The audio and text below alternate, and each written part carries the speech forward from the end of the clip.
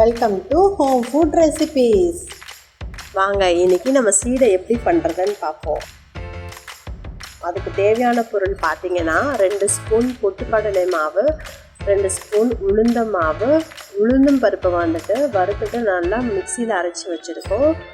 2லேருந்து 3 spoon தேங்காய் துருவல், 2 spoon வெள்ளை எள்ளை வறுத்து வச்சுருக்கோம். 1 ஸ்பூன் பெருங்காயத்தூள்.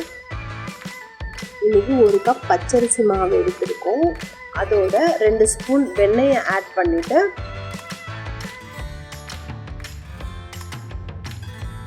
கட்டி எதுவும் இல்லாத அளவுக்கு பிசைஞ்சு விட்டுக்கலாம். நம்ம வீட்டில் அரைச்ச பச்சரிசி மாவும் எடுத்துக்கலாம், இல்லை கடையில் விற்கிற ரெடிமேட் இடியாப்ப மாவையும் இதில் சேர்த்துக்கலாம். இங்கே இடியாப்ப மாவு பார்த்தீங்கன்னா வறுத்துக்கோங்க, வறுத்துட்டு ஜலிச்சு வச்சுக்கோங்க. அப்போ தான் நம்மளுக்கு சீடை செய்யும் போது எந்த ஒரு வெடிப்பும் எதுவும் இல்லாமல் நம்மளுக்கு சீடை வரும். அதோட நம்ம எடுத்து வச்சிருக்க வெள்ளை எள்ளு,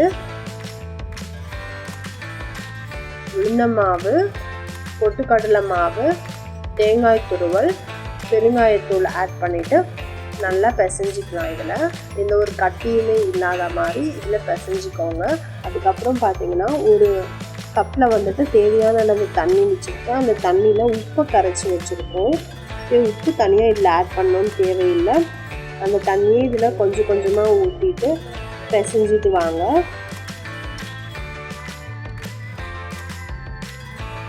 சப்பாத்தி மாவு மாதிரி நம்ம பிசைஞ்சு எடுத்து வச்சுக்கலாம். 5லேருந்து 10 நிமிஷம் வெயிட் பண்ணலாம் பிசைஞ்சிட்டு. அதுக்கப்புறம் சின்ன சின்ன உருண்டையாக உருட்டிக்கலாம்.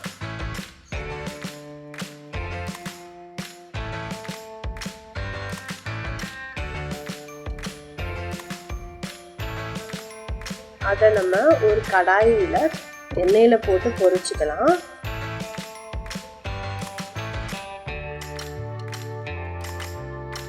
எண்ணெயில் போட்டதும் ஒரு சலசலப்பு மாதிரி ஒரு சவுண்டு வரும். அந்த சவுண்டு போகிற வரைக்கும் நம்ம எண்ணெயில் போட்டு பொன்னிறமாக வர வரைக்கும் நல்லா பொரிச்சு எடுத்துக்கோங்க.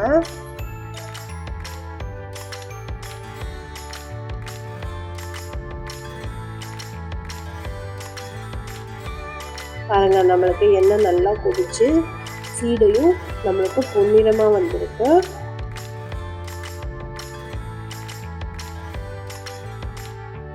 இந்த தீபாவளிக்கு இந்த சீடையை நீங்களும் ட்ரை பண்ணி பாருங்க. இந்த டிஷ் உங்களுக்கு பிடிச்சிருந்தா நம்ம சேனல் லைக் பண்ணுங்க, சப்ஸ்கிரைப் பண்ணுங்க, மறக்காம பெல் பட்டனை ப்ரெஸ் பண்ணுங்க.